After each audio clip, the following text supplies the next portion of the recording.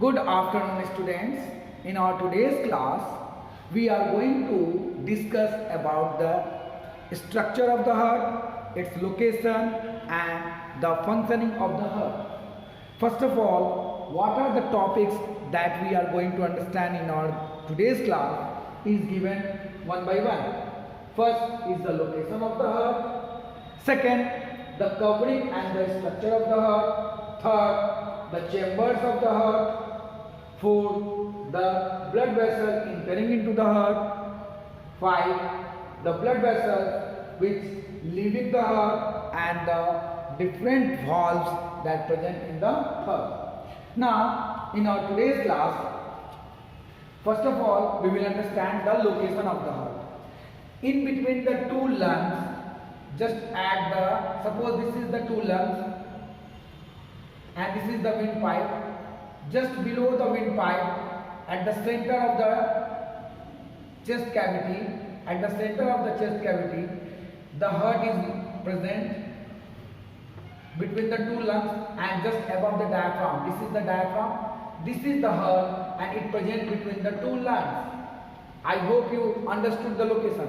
But most of you felt that the heart is toward the left. Actually, the ventricle of the heart is bent or tilted toward the left. That's why we feel that it is toward the left. But actually, it present between the center of the chest cavity, just above the diaphragm. As the ventricle systole, it gives the sensation as it is present toward the left. Now, another topic is the covering and structure of the heart. So, see, I am drawing a very simple structure of the heart over here. Try to understand how you need to draw it if it is given for the examination and all. See,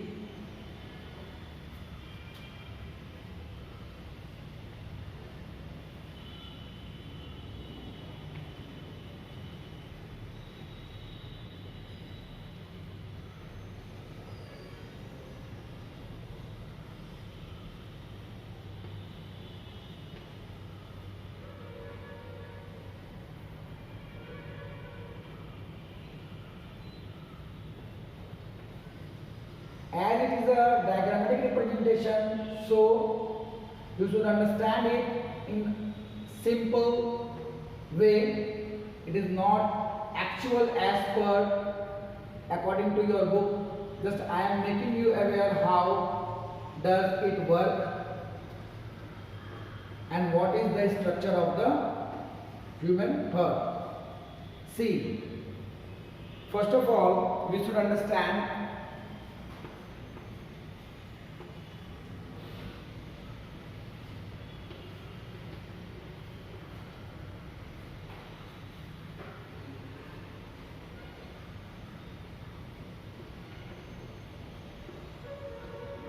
this is the simple representation of human heart.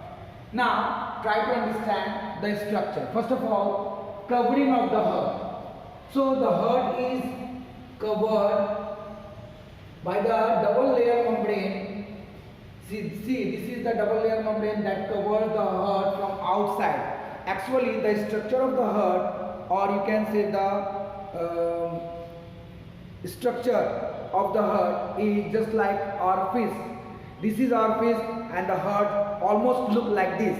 Okay, the outer covering of the heart is called pericardium. It is the outer protective covering of the heart. It protects the heart from any kind of injury or shock. So this is called pericardium, and the pericardium is double layered membrane. Double layered membrane,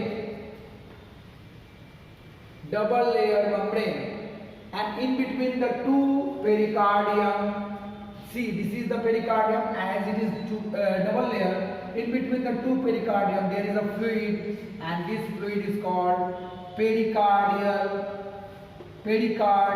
fluid, and this pericardial fluid prevent the friction while the heart is pumping.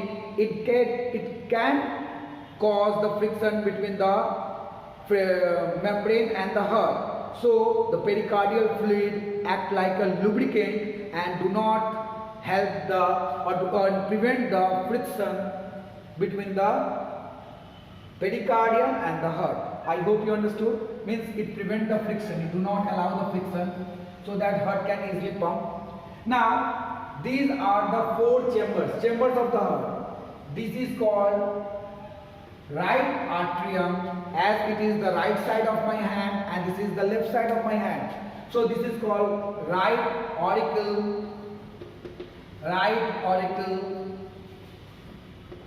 and this is called left auricle, or it is also called atria. So what is it? It has been written in the book, you can study that much. Okay, this is called right ventricle,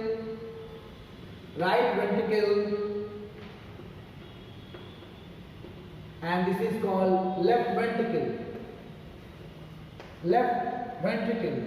I hope you understood the four different chambers of the heart. Now the question arises, what are the different blood vessels that enter into the heart? See, these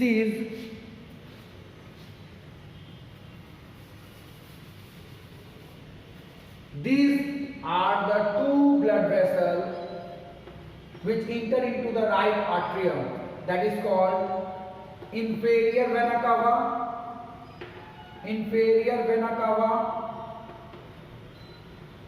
and this is called superior vena cava. So together called vena cava, and these two pipes that will open into the right atrium, they are entering into the heart in the right side of the heart, that is called right atrium. Another small blood vessel that entering into the left side of the atrium, this is called, see, this one and this one, these two pipes or these two blood vessels entering together at this point. See, this is come through and this is also, so they all together opening to the left atrium, and they are called pulmonary vein. As they come from the lungs, that's why they got the name pulmonary. And whatever the different blood vessels, suppose this is the heart, when a blood vessel enter into the heart, then these blood vessels are called vein. So as the blood vessel comes from the lungs and enter into the heart, that's why it gets the name pulmonary vein. Pulmo means lungs and vein means entering. So this is also called vena cava because this is the largest vein of the heart, means it entering into the body. This inferior vena cava bring the blood from the lower part of the body, and this superior vena cava bring the blood from the upper part of the body, and they together enter into the right atrium. I hope you understand the two blood vessels which entering into the heart. Now, what are the different blood vessels that comes out of the heart or leaving the heart? So see, this is the blood vessel. This is called aorta. The blood vessel which comes out of the heart is called artery. Okay. So this is called, this blood vessel, this is the largest artery, this is called aorta. It comes out from the left ventricle, and from right ventricle one more blood vessel comes out, and this blood vessel is called pulmonary artery. So in this way you come to know that there are mainly 4 blood vessels which coming out and entering into the blood. See, okay, so we understand that 4 blood vessels are there, of which 2, that is vena cava, superior and inferior vena cava, which enter into the heart, and pulmonary vein which also enter into the heart. So these two blood vessels enter into the heart, and these two blood vessels, that is called pulmonary artery and aorta, which comes out of the heart, which are leaving the heart. Now the next topic, that is valve that is present in the heart. What are the different valves? So there are three flaps, and these three valves means these valves is called tricuspid valve. Tri means three, cuspid means flaps. Tricuspid valve. Okay, it present between the right atrium and right ventricle, and it maintain the opening and closing of these two chambers, that is right atrium and right ventricle. Similarly, here you can see there is two valves or two cuspid valve, and this cuspid valve is called bicuspid valve, or it is also known as mitral valve. It is also known as mitral valve. So these two are the cuspid valves. Okay, these are cuspid valve because they are cup-like. Now you can see at the mouth of the pulmonary artery and at the mouth of the aorta there are three valves, and these valves are called semilunar valve.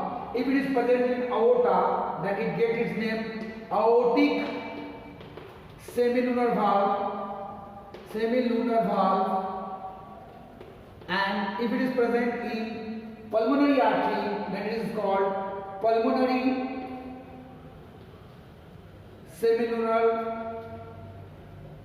semilunar valve.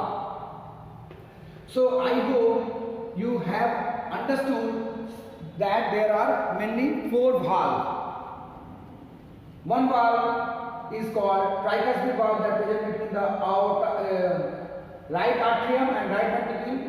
Between the left atrium and left ventricle, mitral valve or bicuspid valve is present, and at the opening of the pulmonary artery and right ventricle there is pulmonary semilunar valve, and at the opening of aorta and left ventricle there is another semilunar valve, that is called aortic semilunar valve. So for today, that much. I hope you understood. If you have any kind of question, you can ask it in our online classes.